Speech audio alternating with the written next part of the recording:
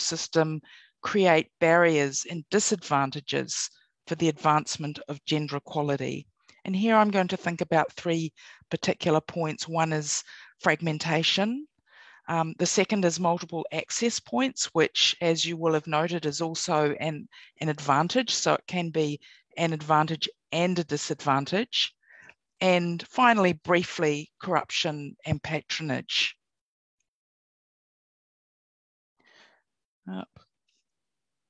Oh, it's not working. Sorry. Okay. So first of all, the first advantage I'm going to think about is innovation, experimentation, and policy transfer. So what do I mean by these concepts? Well, this is the idea that subnational units can act as laboratories for initiatives, ideas, and reforms. And these are opportunities that might not emerge in a unitary system, but in the smaller subnational units, this creates an environment where these kinds of initiatives and ideas might be, encouraged and feel it just seems more possible. And then these successful initiatives are replicated by policymakers in neighbouring subnational units, and unsuccessful initiatives are abandoned. So this can work in two different ways. It can create competition between subnational units and what we call a race to the top. But in a more cooperative federal system, it might provide a positive example for other states to follow. Just to give a couple of examples of what I mean by policy transfer, this is an example that I really love. It comes from India, and it's a village called Paplantry.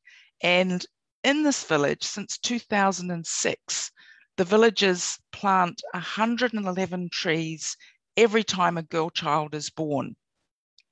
In addition to planting those trees, the villagers contribute money, and the parents themselves contribute money, and this goes into a bank account, which the girl can then access when she turns 18. And this initiative was, of course, designed to offset the discrimination against girl children in India. As you may know, there's an imbalance between girls and boys in India, and it causes a lot of problems in the country. Now, this innovative policy was then replicated in other subnational units who saw this initiative and thought how successful and innovative it was, and they've adopted it for themselves. Another Indian example of policy transfer is the Mahatma Gandhi Rural Employment Scheme. And this is a very interesting scheme where every rural household gets 100 days of unskilled manual work at a set wage each year, and 1/3 of those work days are reserved for women.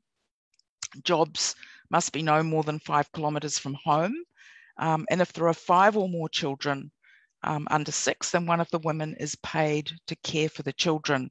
Now, this began just in one state in India, but it was so successful and so popular that it was gradually extended across all of the rural districts in the whole of India. Political participation is a little bit more nuanced and refers to women actually participating in decision making. So the argument goes that decentralization and the creation of subnational governments creates more opportunities for women to enter into public office. Now, this is at the outset simply because there are many more public office positions to which women can either be elected or appointed. But another reason is that subnational and local office is located much closer to the community in which women live. And this makes it much easier for women to put themselves forward for public office positions because they don't need to travel to the capital city for meetings. Women, of course, often have a double burden.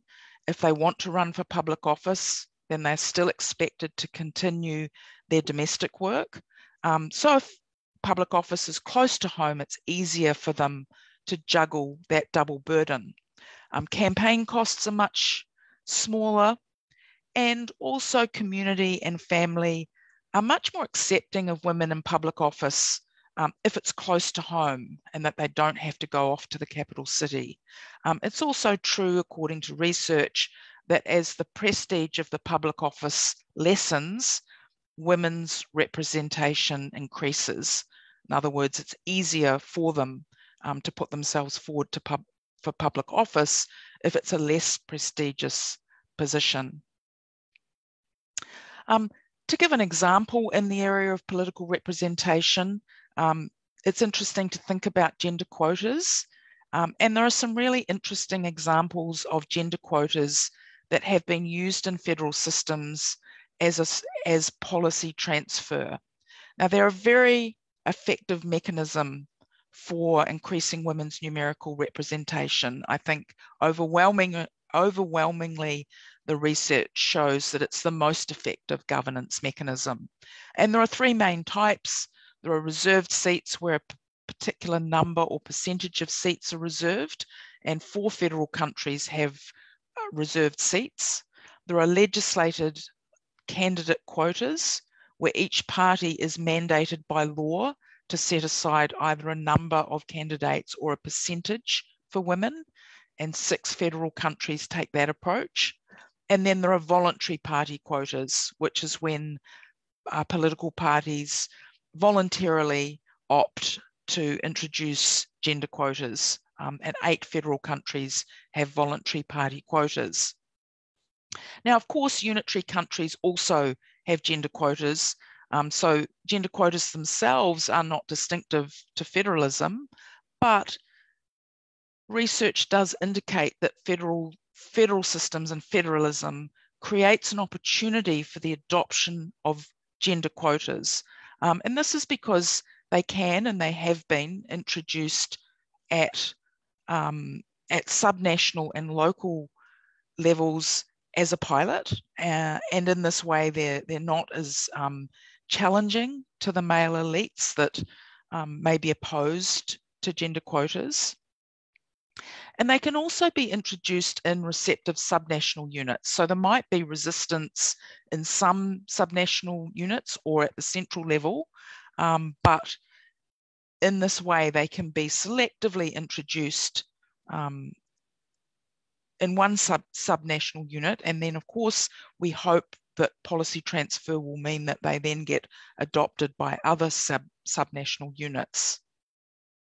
And just to give a couple of examples where exactly that has happened, one is in Mexico, where a legislated candidate quota was introduced, and what that quota did was left it to the subnational units to determine the percentage of seats.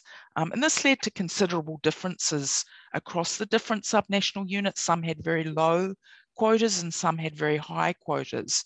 But over a period of time, all of the states adopted the same approach. And now in Mexico, there's nearly 50% women in the national parliament. Another interesting example is in the United Kingdom. Of course, the United Kingdom is not officially a federal country, but it has devolved a considerable number of powers to Wales and Scotland. And some political parties, once they had the opportunity, the power to introduce their own quotas, immediately adopted voluntary quotas. And women's representation soared in both Scotland and Wales. England, of course, lagged behind and didn't adopt voluntary quotas, but after a period of time, when they saw how popular they were in Wales and Scotland, they themselves began to adopt them as well. So another possible advantage of federal systems in relation to gender equality is that it creates multiple access points and the opportunity for what we call forum shopping. And this just means that there are multiple places where women can lobby for reform. So there are local parliaments, there are local councils, local committees, local political parties. So lots of opportunities to lobby. So if the central government is conservative and resistant to gender equality measures, then this means that women can try other alternate entry points to lobby for positive gains. And this is the same if there are receptive subnational units and there are conservative subnational units. The women's movement can focus on those receptive subnational units to lobby for change.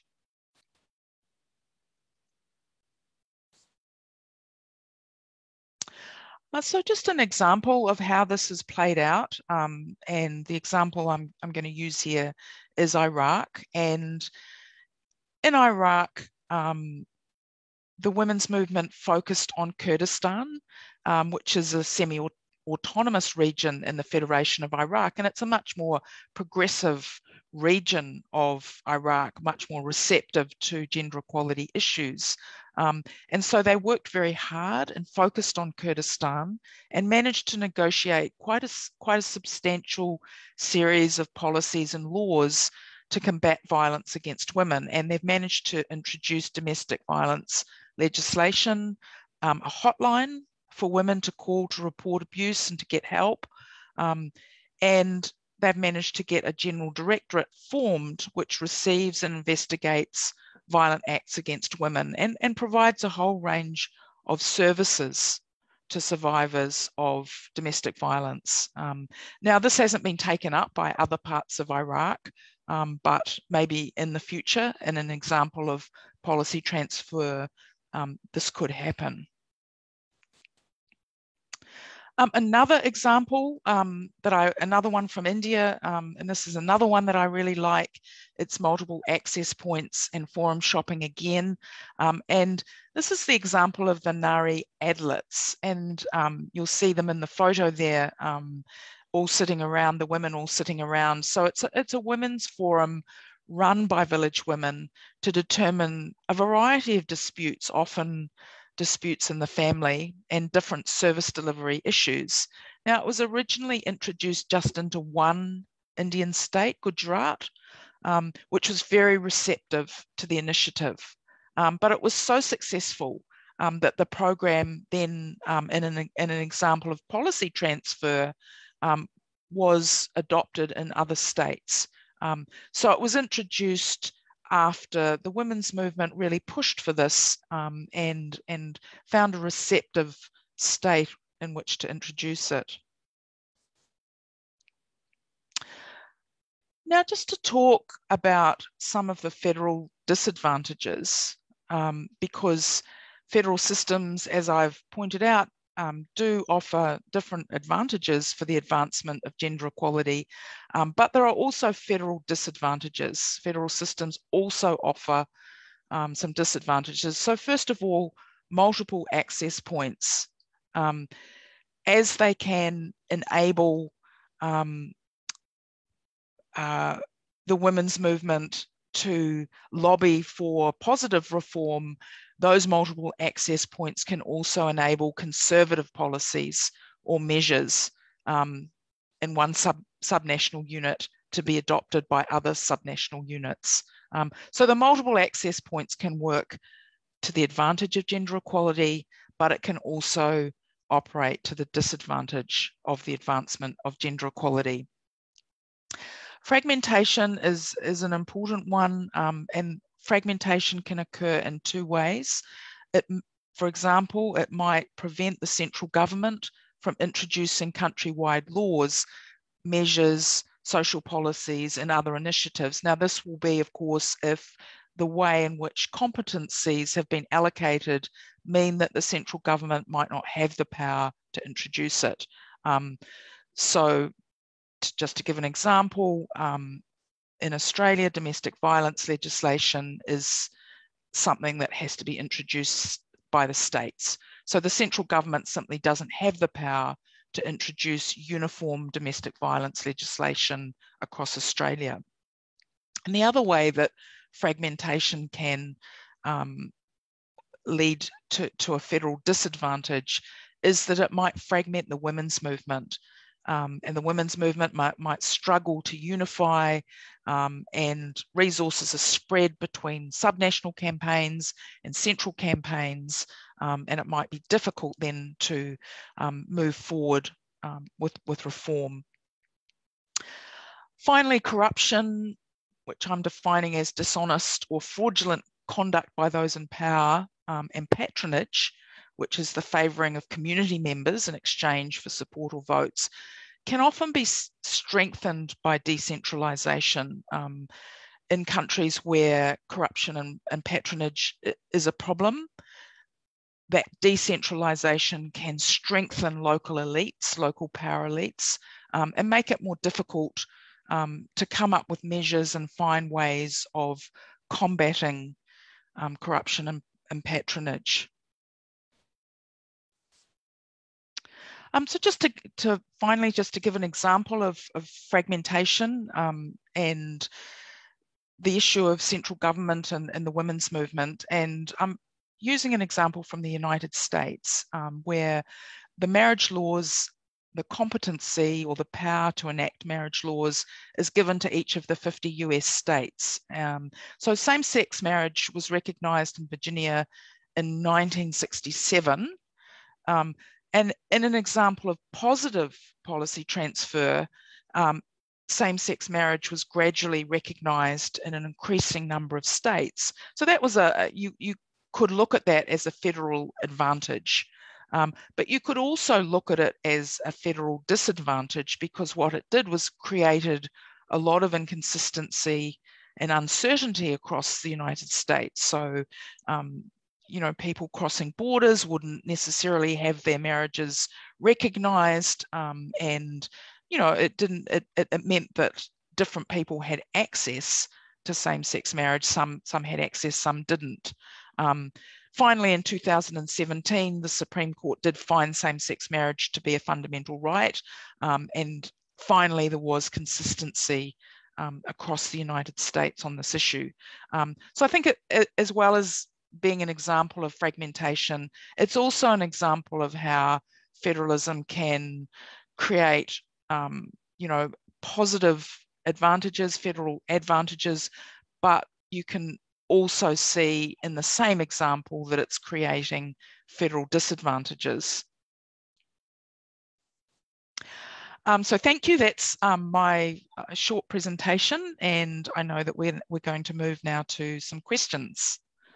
And I will stop the share. Well, thank you very much indeed, Christine, for your presentation, and hello to our global audience as well. Great to have many of our regular viewers join again, but I can also see some new names on the list, which is great. And I'm particularly delighted to see Professor Mendler, the former chair of the Hans-Fredrik Seidel Foundation, a strong promoter of gender equality around the world, join us today. So welcome, Professor Mendler, good to see you. For those who are new to the show, this is now the part of the event where you are able to ask Christine any questions on her presentation, but also raise issues that may relate more to your respective countries. I will start the discussion with a few questions just to kick us off. But again, this is really the chance for you to shine. So as Sören explained earlier, please use the Q&A box to ask any questions. Don't raise your hand, just put your question in the Q&A box. Keep them short and sweet, and please refrain from just commenting so we can get through as many questions as possible today. So to start, Christine, in your paper, you mentioned that crucial to advancing gender equality, whether in a federal or a unitary state, are appropriate gender equality mechanisms. Could you describe such mechanisms, what they could look like, or can you give some examples? By that I mean the kinds of mechanisms, yes, as you say, that would be in either a unitary or federal system. So things like in a constitution having very strong equality and non-discrimination provisions. As I've mentioned before, gender quotas in terms of elections, but also it could be gender quotas for employment or corporate boards. having a Ministry of Women, having in a federal system particularly, having a system of departments across in each subnational units, each one having a ministry or a Department of Women's Affairs that's been shown to be very effective at advancing gender equality, appropriate violence against women legislation and services, national plans of action. So there are a whole lot of gender equality mechanisms that can further gender equality. And of course, the question that we're asking today ourselves really is, you know, in a federal system, how do we put those mechanisms in place? And does a federal system offer us any advantages in terms of, you know, how we go about introducing those mechanisms and integrating them into the country? You've described how federal systems give women more opportunities to sit in public office, and that they also tend to promote public goods such as health and social or family care more than their male colleagues. And I wonder if we can link this to a wider point on women in politics. The pandemic has renewed the discussion on women being better decision makers, and New Zealand's Jacinda Ardern, Germany's Angela Merkel, and Finland's Sanna Marin have been presented as examples handling the pandemic better than others. Of course, they lead unitary and federal systems, so this is not the decisive factor here. And many have argued that other factors were more crucial to their country's success. However, many people have noted that those women lead countries that have strong public services, especially in terms of social health care, allowing women to rise to the top. So to cut to the point, do you see a link between federal systems offering women more access points, which are also closer to them, as well as more opportunities to get involved in promoting and pushing the delivery of public goods that ultimately help them to rise to higher office? So, you know, that's a really interesting question. And the reason I think it's particularly interesting is because a lot of the literature that's written by gender equality scholars make that very argument that there are more access points, there clearly are, and that women are close to those public office opportunities, and that is easier for them for a range of reasons. So those two things are facts, and the gender scholars say that this is going to mean that there's going to be more political representation of women. And there are examples of where that has actually played out. For example, the panchayat system in India, which is the local village system, where you know, there's 46% women in those panchayats now. It was now in 2021. But interestingly, I'm actually doing a research project at the moment where I'm looking specifically at the number of women in subnational parliaments in federal countries. And in particular, I'm looking at the number of women that are leaders of states, subnational units in federal systems. So women that are governors, women that are premiers, women that are, you know, when they're called prime ministers in those subnational units. And I have to say the results are a little bit dismal. I've found that in subnational parliaments, the percentage of women in in subnational parliaments is 0 to 43%. And in all of the subnational parliaments where it's over 20%, there are gender quotas, which means that there's another factor that's obviously influencing that representation. In terms of women who are leaders of states, I counted 546 leader roles in subnational parliament, in federal countries, and there are only 36 women in those positions out of 546, which is dismal. So I guess my point here is that, you know, yes, those arguments are made, but I feel that there are probably more factors that we need to look at, more research that we need to do in order to sort of establish and understand that link between federalism and political representation. And you've just spoken about the role of regional parliaments. That links nicely to a question we've had from Professor Mendler on Scotland and Wales, which you've also previously mentioned. The question, because you've cited Scotland and Wales as positive examples for better representation in their parliament.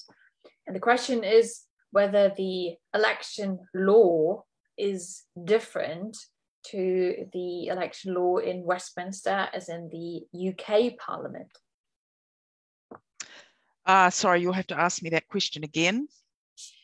So the question was whether one factor in the UK, why there's higher representation in Scotland and Wales, is that there's a different electoral law in Scotland and Wales compared to the Westminster, the UK Parliament electoral law. Okay, so I don't know the answer to that question, but by electoral law, is the question relating to the electoral system, like whether it's a proportional representation or first past the post? I think I can help there, being on the ground. Go for it. I can't answer it fully because I haven't researched it. Yes, they have a different voting system. So in the devolved parliaments in the UK, you have direct mandates, but also a list system. The idea, those parliaments being very recent inventions or creations, if you like, in their current form at least, they were established in the late 1990s. And the idea was to have a more representational system and proportionate voting, and to not have big majority governments, which, yes, especially in the case of Scotland, turned out differently, but also Wales always having been governed by the Labour Party. This is not how it turned out. Obviously, I'm not sure if that has had any impact on women's representation. But just to answer that question, yes, they have a different way of voting for the Welsh and Scottish Parliament compared to Westminster, which only has direct mandates and the winner takes it all system. Yep. Okay. So I can add to that to say that I know there's a lot of research showing that proportional representation systems, particularly party lists that have zippers, which is when you alternate male and female candidates, do have an impact on women's representation, and that the best combination is a proportional representation system combined with a gender quota is the most effective way of getting women into Parliament. Yeah, I think I would add as well that the Scottish Parliament is a more family-friendly parliament, or at least is trying to be in terms of working hours or voting, refraining from the very late voting patterns you see in Westminster. So I think there are many other factors that also play a role in higher female representation. You've mentioned India in several examples in your presentation. In your paper, you've also given India as an example for a federalist state where family law is determined by different religious groups and contains laws and practices that discriminate against women. Many nascent federations or federalizing countries have traditional societies dominated by family law and practices where men are granted more power. Given gender equality might not be high up on the agenda in federalizing countries, how do we ensure it is included on the agenda? And do you think federalization can be a driver or a tool to promote women's rights or gender equality more in general? I mean, I think obviously it's a very challenging issue, particularly in relation to, the example of family law, and in those traditional societies where there are discriminatory laws. It's problematic in other federal countries, Nigeria, Ethiopia, South Africa. So I don't particularly have an answer in relation to family law. I think a uniform family law, which has been proposed in India, I personally think it's the best solution. It's not a perfect solution.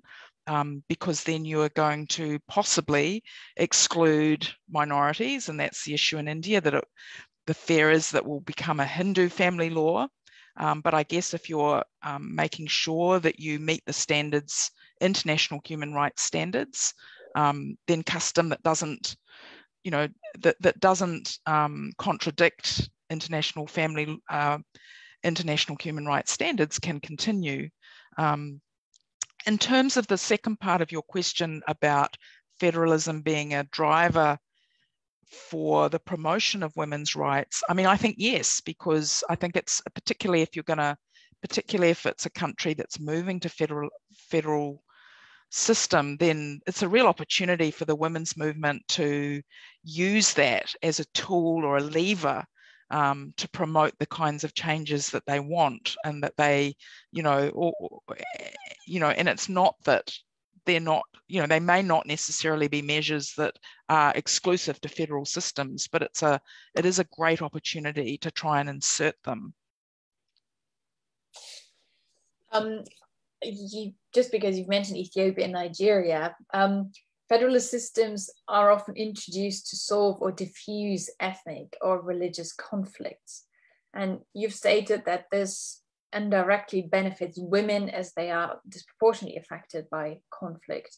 However, as in the mentioned example of India, allowing religious groups to determine family law can mean women are actually discriminated against. And you've argued that women's rights should be unitary, although you've just explained the problems that come with that as well. But bearing in mind that there are other countries, and again, Nigeria comes to mind, that have constituent units or territories with different religions where, women's rights or the views on gender equality may differ, how can the two be reconciled?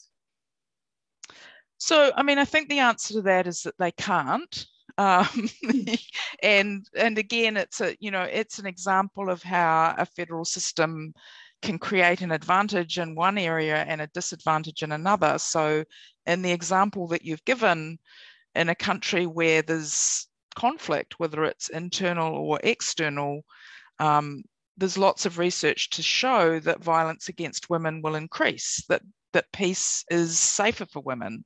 I mean, it's safer for everybody, of course, but particularly for women, the violence escalates in conflict situations. So, if it's a federal country, it's a country where ethnic or territorial differences are resolved through federalism, then that will reduce the violence that women face in relation to that conflict. But what might happen at the same time is if, for example, I think the example that you've given is if family law is then given to the subnational units to regulate, that could then escalate violence in the family because of if there are traditional methods of regulating the family, and they're strengthened by decentralization, as happens in some countries. Nigeria is a good example of that. So yes, on the one hand, you've got a solution that reduces violence, and then that same solution might exacerbate violence in a different way, in a different form. And I think we just have to accept that, whatever governance system we go with, there will be advantages and disadvantages in relation to gender equality. Yeah. I mean, the United Nations and other organizations have increasingly focused on gender equality and promoting women's participation in peace processes or transitional governments and politics. Yet they still face a lot of resistance, even in countries that have committed to women's inclusion in these processes. What do you think can be done to make sure that women are not only included on paper or in grand speeches, if you will, but they do have a real say in transition processes, for example, in Myanmar or countries like Syria? So I'm not an expert on peace processes. So I've really just got a few comments to make here. But clearly you do need you need women there, and you also need a gender perspective. And the two things are not necessarily, they're not the same thing. You could have a gender perspective without women. You could have lots of women and no gender perspective. You need both. And the problem, of course, is that women don't have voice in peace processes. There's so much research in so many different countries going through peace processes that indicate that it's very, very hard to get either of those things inserted into the process. I would presume that things like providing training for women as mediators and negotiators, getting them literally in there as part of the process would be really important. But I think also finding ways of increasing the gender expertise of the whole team is really important, so that everybody at the table understands the importance of having gender perspective in there, and how important that is. I remember that in Syria, there was some kind of a working group that was set up, some kind of women's advisory board with 12 women on it. I think that's a really great idea of finding ways to insert women. But yeah, I suspect, given that there's lots of people working on this and it continues to be a problem in pretty much every peace process, that there are no simple answers, unfortunately. Yeah, I guess one thing is also including them, whether it's on paper or actually pointing them to those boards and including them in the process. It often all comes down to the question of money. Who pays for it all? And especially if you do face resistance in male-dominated bodies.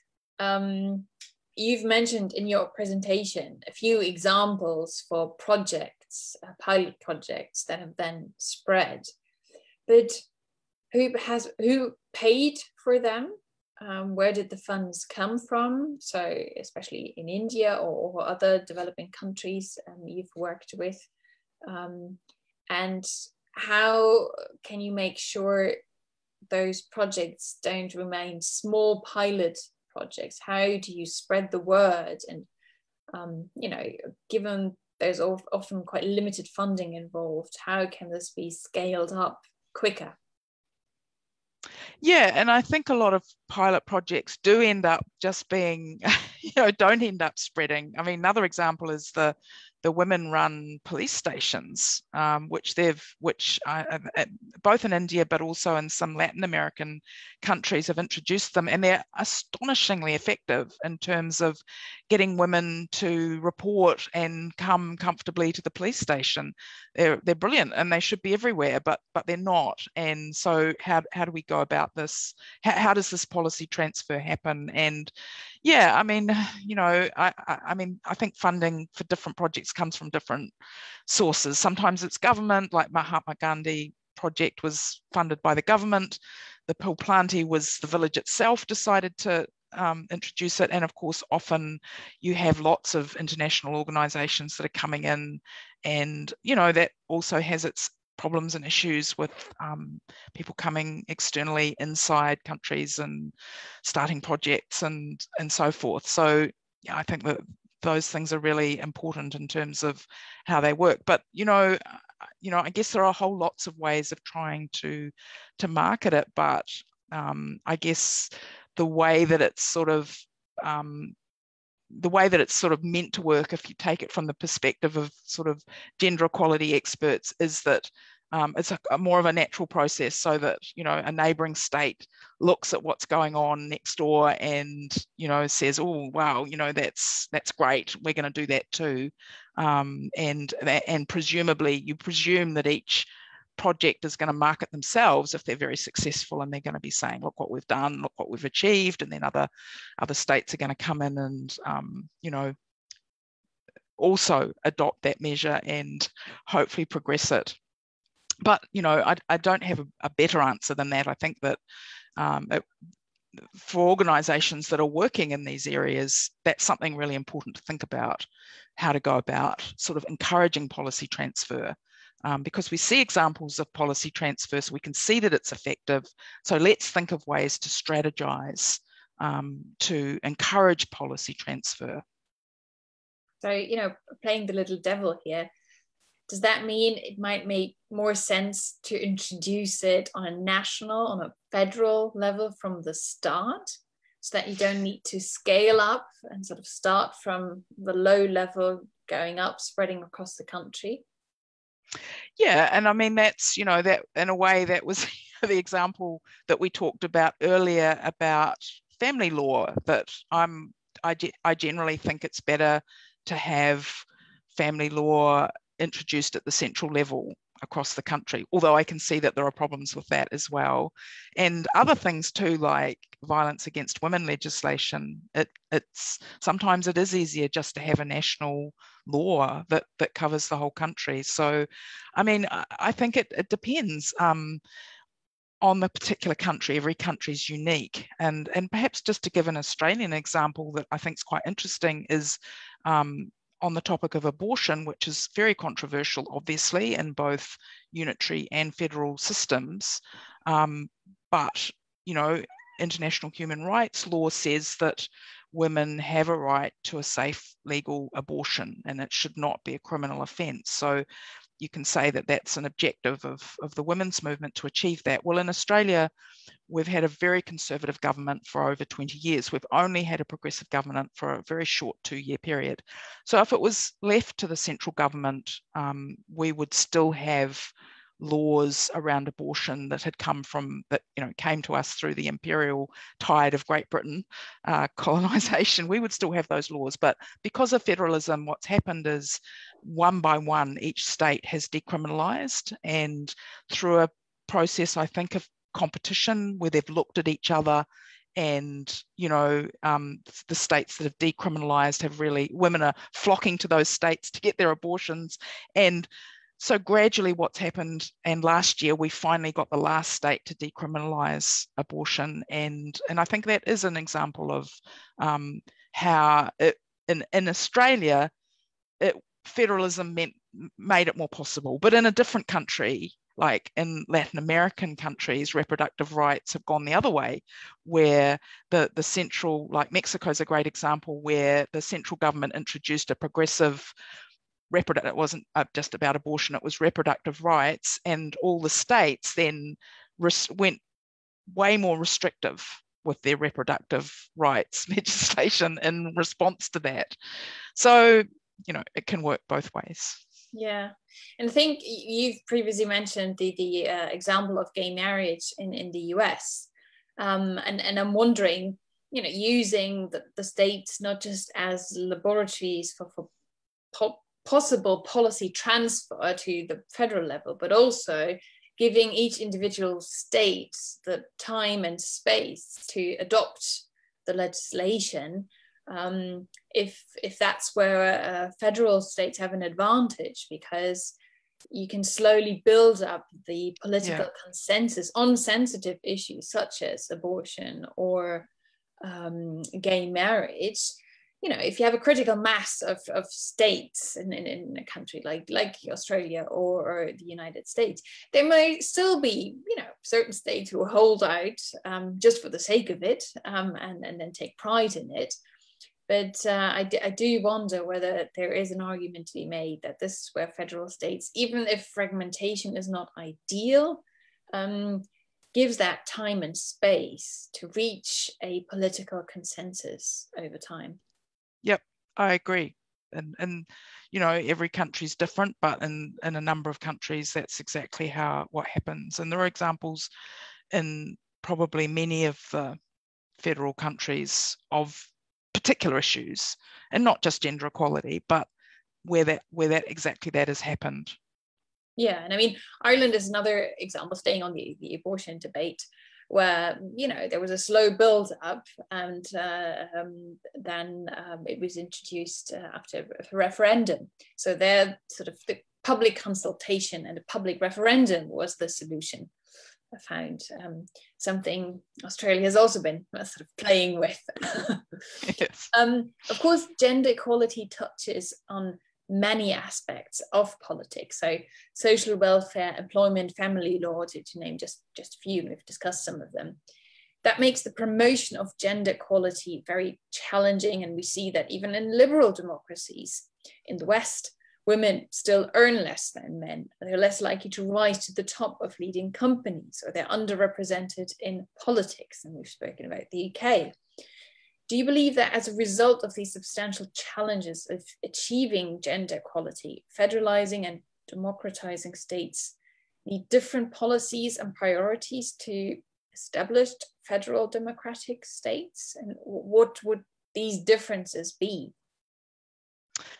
So, I'm not sure that you need different policies and priorities necessarily. I think that, because I do think of the issue in terms of the opportunities that federalism offers for the introduction of particular policies and priorities.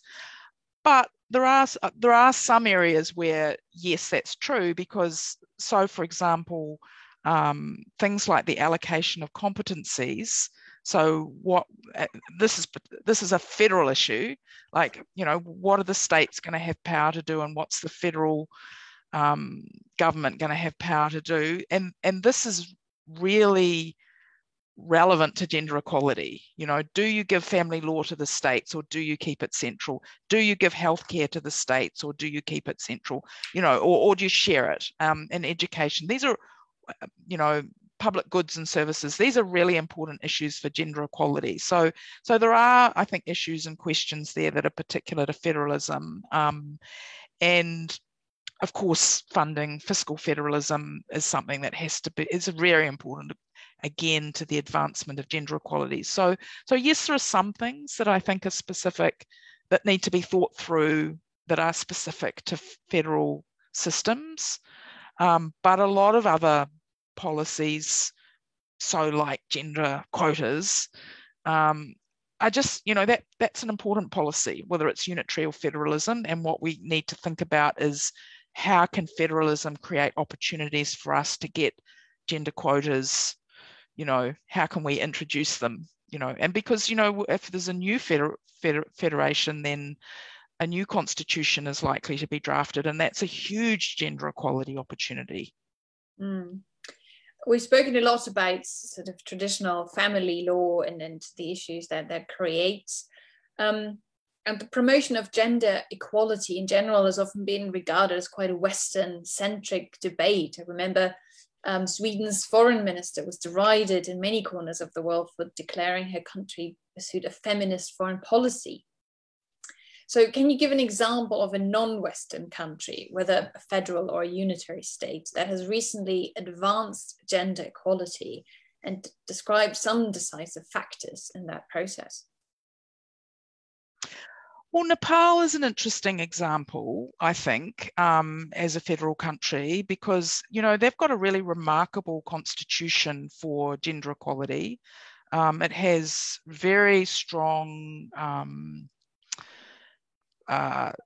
equality and non-discrimination provisions, and lots of provisions throughout their constitution that guarantee equality for women in particular areas of their lives. So that's a really interesting, I think, example of a non-Western country. They also have a 33% gender quota for national and subnational parliaments, and they've actually met that quota. They're sitting just now on 33%.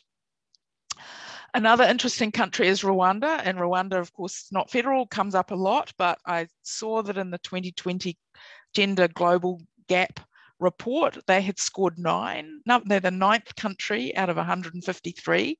So the Global Gender Gap report measures the gender gap in 153 countries on the basis of health, education, political representation, and economic opportunity. So that's astonishing, really, that Rwanda's 9. Iceland's number 1, but Rwanda's there at number 9. I can't remember what Australia is, but it's like 35 or something. So a long way away. And then there are a lot of the other really, I think another interesting example is there are some really strong, effective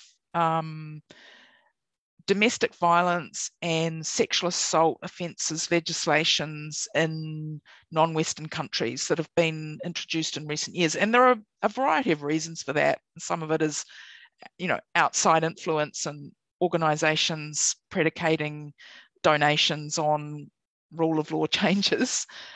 So effectiveness of these laws is not the same thing as the actual substance of them. But Kenya, Guyana, PNG, India, Fiji, and many of the Latin American countries have really, really strong, robust legislative frameworks that protect women from sexual and domestic violence. So that's just a few examples. Yeah, and we haven't spoken about something we usually discuss quite a lot in our seminars, the Constitution. You just reminded me when you mentioned Nepal that having, you know, a very specific constitution mentioning women's rights is important.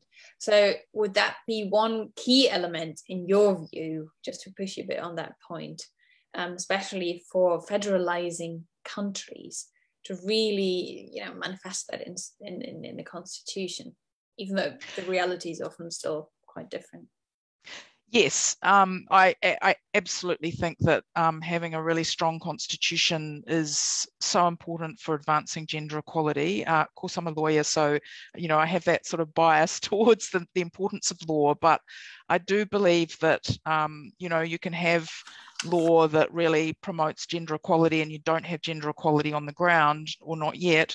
But you really have gender equality on the ground if you don't have a strong legislative gender equality framework. So in other words, what I'm saying is that I think the law is a very important first step.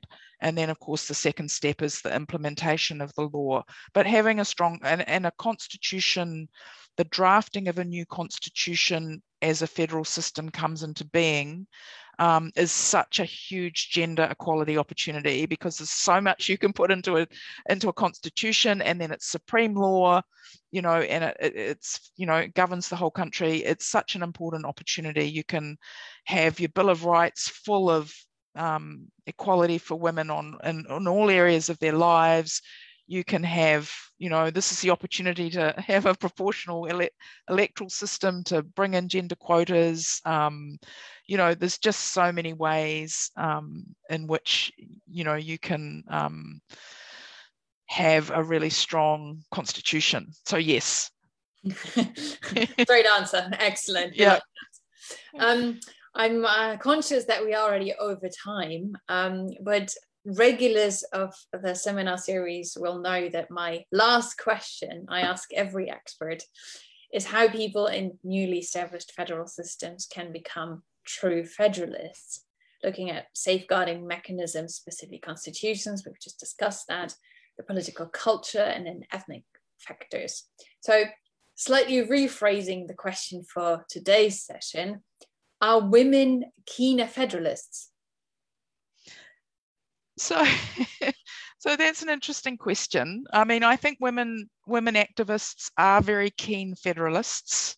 I think that they're very keen to move to federal systems. I think they're keen to insert gender equality mechanisms into federal systems. I think they're very knowledgeable, and, you know, it's a great opportunity for them. I think they recognise that. I think, though, I'd have to go back to the problem that we talked about earlier, and which is the question of women's voice, and the reality that it's so hard to get women's